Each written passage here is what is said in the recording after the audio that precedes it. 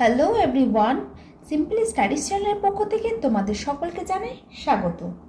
আজকে আমাদের আলোচ্য বিষয় হলো পাললিক শিলা। আগের ভিডিওতে আমি আগ্নেয় শিলা সম্পর্কে আলোচনা করেছি, আর আজকে আমি পাললিক শিলা সম্পর্কে আলোচনা করব। তো তোমরা অবশ্যই ভিডিওটি শেষ অবধি মন দিয়ে দেখতে থাকো। এই পাললিক শিলার সম্পর্কে আলোচনা করার আগে আমাদের জানা প্রয়োজন যে এই শিলার সৃষ্টি কিভাবে হয়েছে বা উৎপত্তি কিভাবে হয়েছে। দেখো, আবহবিকার ফলে ভূপৃষ্ঠের আগ্নেয় শিলা প্রতিদিন ক্ষয়প্রাপ্ত ও চূর্ণ বিচূর্ণ হয়ে বালি, কাঁকর ও নুড়িতে পরিণত হচ্ছে। অন্যদিকে আবার বায়ুপ্রবাহ, নদী স্রোত, হিমবাহ, সমুদ্র তরঙ্গ প্রভৃতি এদের পরিবহন করে সমুদ্র হ্রদ বা নদীর তলদেশে পলিরূপে সঞ্চিত করছে। এইভাবে মহাসাগর, হ্রদ বা নদীর তলদেশে দীর্ঘকাল ধরে বিপুল পরিমাণে পলি সঞ্চিত হলে ধীরে ধীরে নিচের তাপে জমাট বেঁধে কঠিন শিলায় পরিণত হয়। আর এই জমাট বেঁধে তৈরি হয় বলে এই শিলাকে পাললিক শিলা বলে। বোঝা গেল? তাহলে তোমরা পাললিক শিলার সংজ্ঞা কিভাবে লিখবে দেখে নাও। ভূত্বকের শিলাসমূহ অববাহিকা ক্ষয়ীভবনের ফলে নুড়ি, কাঁকর, বালি, পলি, কাদাতে পরিণত হয় এবং প্রাকৃতিক শক্তির দ্বারা সমুদ্র, হ্রদ বা নদী তলদেশে স্তরে স্তরে সঞ্চিত হয়ে কালক্রমে জল ও পলিরাশির চাপ, ভূগর্ভস্থ তাপ ও রাসায়নিক প্রক্রিয়ার নিম্নস্থ স্তরগুলি জমাট বেঁধে উৎপন্ন সুস্পষ্ট স্তরযুক্ত সচ্ছিদ্র শিলাকেই পাললিক শিলা বলা হয়। যেমন বেলে পাথর, কাদা পাথর, চুনাপাথর, কয়লা প্রভৃতি। এই পাললিক শিলার উৎপত্তি অনুসারে গঠিত পাললিক শিলাকে দুই ভাগে ভাগ করা যায়, যথাযথ সংঘাত পাললিক শিলা এবং অসংঘাত পাললিক শিলা। এই সংঘাত পাললিক শিলা কাকে বলে? যখন কোনো শিলা যান্ত্রিক পদ্ধতিতে নুড়ি, বালি, শিলাচূর্ণ ইত্যাদি পরিণত হয় এবং পরিবর্তিত হওয়ার সময় তাদের মূল রাসায়নিক উপাদান পরিবর্তিত হয় না, তাকে সংঘাত পাললিক শিলা বলে। যেমন কংগ্লোমারেট। এই সংঘাত পাললিক শিলাকে আবার দুই ভাগে ভাগ করা যায়। প্রথম হচ্ছে স্থলজাত সংঘাত পাললিক শিলা এবং জলসঞ্চিত সংঘাত পাললিক শিলা। এই স্থলজাত সংঘাত পাললিক শিলা কাকে বলে? অনেক সময় ভূপৃষ্ঠের স্থলভাগের উপরে পলি সঞ্চিত হয়ে যে পাললিক শিলা তৈরি হয় তাকে স্থলজাত সংঘাত শিলা বলে। আর এই সংঘাতজনিত পাললিক শিলার অধিকাংশ জলে সঞ্চিত পাললিক শিলার অন্তর্গত শিলাকে জলসঞ্চিত পাললিক শিলা বলে। 2 নম্বর দেখো, অসংঘাত পাললিক শিলা। যে সমস্ত পাললিক শিলা সংঘাত ব্যতীত যেমন ধরো ভূসংযোগ, ভূমি বিপর্যয় প্রভৃতি প্রাকৃতিক বিপর্যয়ের ফলে বিভিন্ন আকৃতির নুড়ি, পাথর প্রভৃতি জমাট বেঁধে ক্রমে পাললিক শিলা গঠিত হয়, আর তাদের অসংঘাত পাললিক শিলা বলে। যেমন ডলোমাইট আর জিপসাম। এতক্ষণ তো আমরা জানলাম যে উৎপত্তি অনুসারে পাললিক শিলার বিভাগ। এবার জানবো যে গঠন অনুসারে পাললিক শিলা বিভাগ। গঠন অনুসারে পাললিক শিলাকে 3 ভাগে ভাগ করা যায়, যথা যান্ত্রিক উপায়ে গঠিত পাললিক শিলা, রাসায়নিক উপায়ে গঠিত পাললিক শিলা এবং জৈব পদার্থ দ্বারা সৃষ্ট পাললিক শিলা। তাহলে প্রথমেই আমরা জেনে নেব যে যান্ত্রিক উপায়ে গঠিত পাললিক শিলা কাকে বলে। যে সমস্ত পলি বা শিলাচূর্ণ তাদের মূল শিলার গুণ ও ধর্ম অক্ষুণ্ণ রেখে যান্ত্রিক উপায়ে জমাট বেঁধে যে শিলা গড়ে ওঠে তাকে বলা হয় যান্ত্রিক উপায়ে গঠিত পাললিক শিলা। যেমন ধরো বেলে পাথর, কাদা পাথর, সেল প্রভৃতি। এখানে একটা কথা বলে রাখি, এই যে যান্ত্রিক উপায়ে গঠিত পাললিক শিলা, এই শিলাকে আবার 3 ভাগে ভাগ করা যায়। সেগুলি কি কি? সেগুলি হলো প্রস্তরময় পাললিক শিলা, বালুকাময় পাললিক শিলা ও কর্দমময় পাললিক শিলা। এই প্রস্তরময় পাললিক শিলা তাহলে কাকে বলে?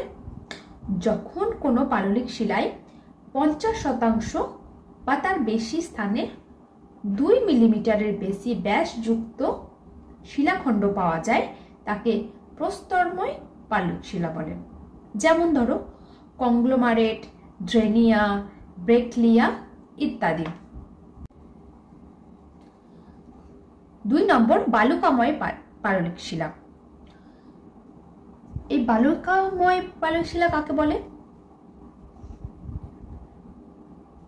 0.06 মিলিমিটার থেকে 2.0 মিলিমিটার ব্যাসযুক্ত কণা দিয়ে পাললিক শিলা গঠিত হয়, তখন তাকে বালুকাময় পাললিক শিলা বলে। যেমন ধরো বেলে পাথর। 3 নম্বর কি? কর্দমময় পাললিক শিলা। এই কর্দমময় পাললিক শিলা কাকে বলে? তাহলে 0.06 মিলিমিটারের কম ব্যাসযুক্ত কণা দ্বারা গঠিত পাললিক শিলাকে কর্দমময় পাললিক শিলা বলে। যেমন ধরো কাদা পাথর। 2 নম্বর রাসায়নিক উপায়ে গঠিত পাললিক শিলা। তাহলে এই রাসায়নিক উপায়ে গঠিত পাললিক শিলা কাকে বলে? জলে দ্রবীভূত বিভিন্ন প্রকার রাসায়নিক পদার্থ অধক্ষেপিত হলে শিলা গঠন করলে তাকে রাসায়নিক উপায়ে গঠিত পাললিক শিলা বলে। যেমন ধরো ডলোমাইট। এই রাসায়নিক উপায়ে গঠিত পাললিক শিলা আবার 5 প্রকারের হয়। সেগুলো কি কি? সেগুলি হলো কার্বনেট জাতীয়, সালফেট জাতীয়, লৌহ প্রস্তর, ক্লোরাইডস এবং সিলিকেট জাতীয়। এবার কার্বনেট জাতীয় পাললিক শিলা কাকে বলে বা কিভাবে গঠিত হয়? তাহলে দেখো, জলের সাথে কার্বন ডাইঅক্সাইড যুক্ত হয়ে ক্যালসিয়াম কার্বনেট গঠিত হয়। এরপর কোনো কারণে দ্রবণের জল শুকিয়ে গেলে কার্বনেট সঞ্চিত হয়ে পাললিক শিলা গঠন করে। যেমন ডলোমাইট। 2 নম্বর কি? সালফেট জাতীয়। এই সালফেট জাতীয় পাললিক শিলা কিভাবে গঠিত হয়? ক্যালসিয়াম সালফেট যুক্ত জল বাষ্পীভূত হলে স্তরে স্তরে প্রচুর পরিমাণে ক্যালসিয়াম সালফেট সঞ্চিত হয়ে পাললিক শিলা গঠন করে। যেমন ধরো জিপসাম। 3 নম্বর কি? 3 নম্বর হলো লৌহ প্রস্তর। এই লৌহ প্রস্তর শিলার সৃষ্টি কিভাবে হয়? বৃষ্টির জলের সঙ্গে অনেক সময় লোহার মিশে যায়।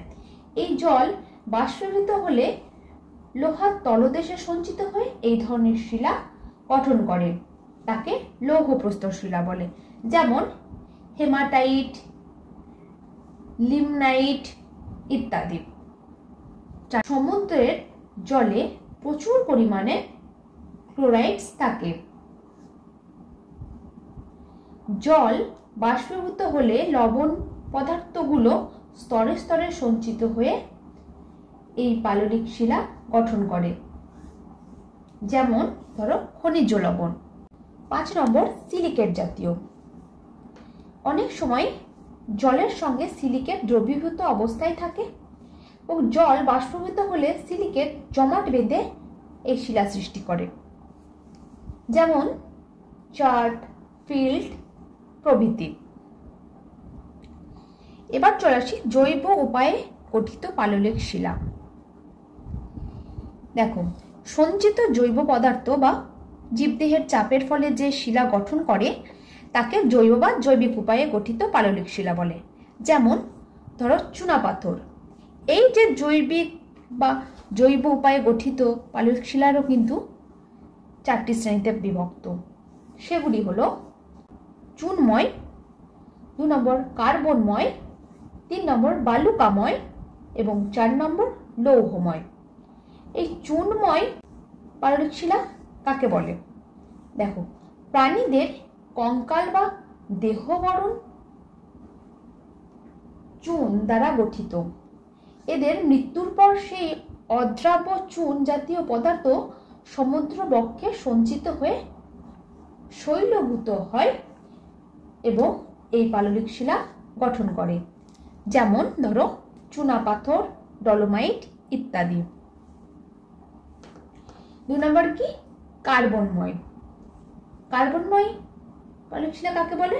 যে প্রচুর পরিমাণে লতা, বৃক্ষ, গাছপালা বা বনভূমি, ভূমিকম্প বা অন্যান্য কোনো কারণে মাটির নিচে চাপা পড়ে এই জাতীয় শিলা সৃষ্টি করে। কোন জাতীয়? এই কার্বনময় জাতীয় শিলা। যেমন ধরো লিগটাইট, বিটুমিনাস ইত্যাদি। 3 নাম্বার যে বালুকাময়। এই বালুকাময় পাললিক শিলা কিভাবে সৃষ্টি হয়েছে দেখো। স্পঞ্জ, ডায়াটম প্রভৃতি প্রাণীর দেহবশেষ সিলিকার পরিমাণ বেশি থাকে। এই সমস্ত প্রাণীর কি হয়? সমুদ্রের তলদেশে চাপের ফলে বালুকাময় পাললিক শিলা সৃষ্টি করে। 4 নাম্বার হলো লৌহময়। এই লৌহময় শিলার সৃষ্টি কিভাবে সেটা জানবো। অনেক সময় দেখা যায় কোনো জলাশয়ে এই ধরনের ব্যাকটেরিয়া থাকে যাদের দেহে থেকে লৌহ নিঃসৃত হয় এবং জলে দ্রবীভূত লৌহর সঙ্গে মিশ্রিত হয়ে স্তরে স্তরে সঞ্চিত হয় এবং বহু বছর ধরে এই শিলা জমাট বেঁধে যে পাললিক শিলা সৃষ্টি করে তাকে লৌহময় পাললিক শিলা বলে। চলো তোমাদের একটা টেবিলের মাধ্যমে দেখাই, তাহলে তোমরা এই পাললিক শিলার শ্রেণী বিভাগটা আরো ভালোভাবে বুঝতে পারবে। উৎপত্তি অনুসারে গঠিত পাললিক শিলাকে 2 ভাগে ভাগ করা যায়। কি সেগুলো? এক হচ্ছে সংঘাত পাললিক শিলা, 2 হচ্ছে অসংঘাত পাললিক শিলা। এই সংঘাত পাললিক শিলাকে কয় ভাগে ভাগ করা যায়? 2 ভাগে। কি? স্থলজাত সংঘাত পাললিক শিলা আর জলসঞ্চিত সংঘাত পাললিক শিলা। এই আমরা দেখে নিলাম যে উৎপত্তি অনুসারে পাললিক শিলার শ্রেণী বিভাগ। এবার দেখব গঠন অনুসারে পাললিক শিলাকে 3 ভাগে ভাগ করা যায়। কি সেগুলো? এগুলো আমি আগেও বলেছি। দেখো, যান্ত্রিক উপায়ে গঠিত পাললিক শিলা, রাসায়নিক উপায়ে গঠিত পাললিক শিলা ও জৈব উপায়ে গঠিত পাললিক শিলা।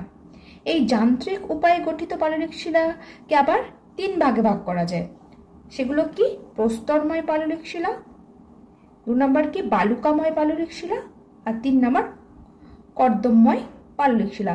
এবং এই শিলাগুলির সংজ্ঞা উদাহরণ আমি কিন্তু একটু আগেই তোমাদের বলেছি। 2 নম্বর দেখো, রাসায়নিক উপায়ে গঠিত পাললিক শিলা। এই রাসায়নিক উপায়ে গঠিত পাললিক শিলাকে আবার 5 ভাগে ভাগ করা যায়। সেগুলো কি? কার্বনেট জাতীয়, সালফেট জাতীয়, লৌহ প্রস্তর, ক্লোরাইডস আর সিলিকেট জাতীয়। এবার কি? এবার 3 নম্বর কি? জৈব উপায়ে গঠিত পাললিক শিলা। এই জৈব উপায়ে গঠিত পাললিক শিলাকে 4 ভাগে ভাগ করা যায়। কি কি সেগুলো? চুনময়, কার্বনময়, লৌহময়, বালুকাময়। তাহলে বোঝা গেল উৎপত্তি অনুসারে গঠিত পাললিক শিলার শ্রেণী বিভাগ এবং গঠনগত অনুসারে পাললিক শিলার শ্রেণী বিভাগ। আশা করি তোমাদের আর কোথাও বুঝতে অসুবিধা হবে না। এবার চলে আসি পাললিক শিলার বৈশিষ্ট্যে। দেখো, 1 নম্বর বৈশিষ্ট্যে কি আছে? এই শিলা স্তরভেদ দেখা যায় বলে কি স্তরীভূত শিলা বলে। আগের ভিডিওতে আমি যখন আগ্নেয় শিলা সম্পর্কে আলোচনা করেছিলাম, সেই আগ্নেয় শিলার মধ্যে কিন্তু কোনো স্তর ছিল না, তাই সেই আগ্নেয় শিলাকে অস্তরীভূত শিলা বলা হয়। কিন্তু এই পাললিক শিলায় স্তরভেদ দেখা যায় বলে এই শিলাকে স্তরীভূত শিলা বলে। 2 নম্বর কি? এই শিলার অন্যতম বৈশিষ্ট্য হলো ছিদ্রতা।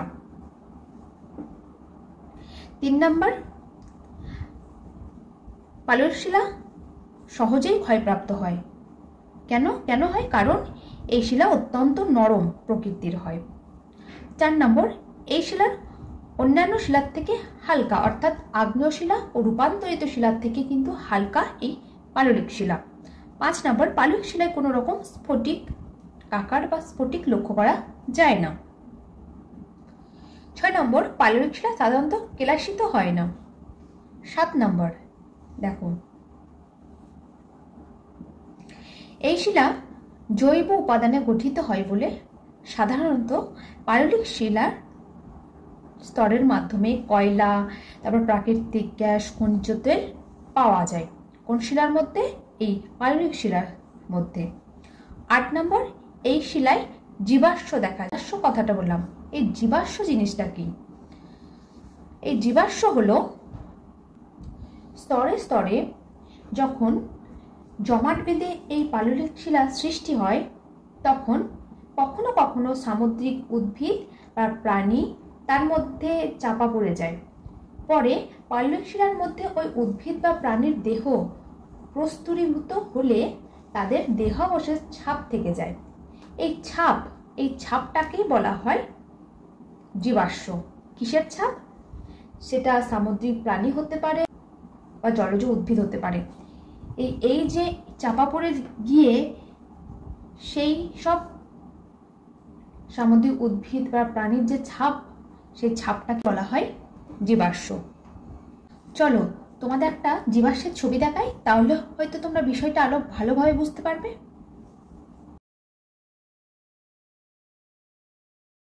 একটা সামুদ্রিক মাছের জীবাশ্ম দেখতে পেলাম। এই মাছটি কিন্তু পাললিক শিলার গঠনকালে চাপা পড়ে গিয়ে দেহটি স্তরীভূত হয়ে তাদের দেহবশে ছাপটা রয়ে গেছে, আর এই ছাপটাই হলো জীবাশ্ম। তো এই ছিল আজকের ভিডিও। তোমাদের কোথাও বুঝতে অসুবিধা হলে আমাকে অবশ্যই কমেন্টে জানাও। আমি তোমাদের সেই সব জায়গাগুলো আরো ভালোভাবে বোঝানোর চেষ্টা করব। আর ভিডিওটি ভালো লাগলে অবশ্যই একটা লাইক করো, শেয়ার করো সবার সাথে। আর এই চ্যানেলের প্রথম হয়ে থাকলে চ্যানেলটি সাবস্ক্রাইব করে পাশে থেকো। দেখা হচ্ছে পরের ভিডিওতে। তো তোমরা সবাই ভালো থেকো এবং সুস্থ থেকো।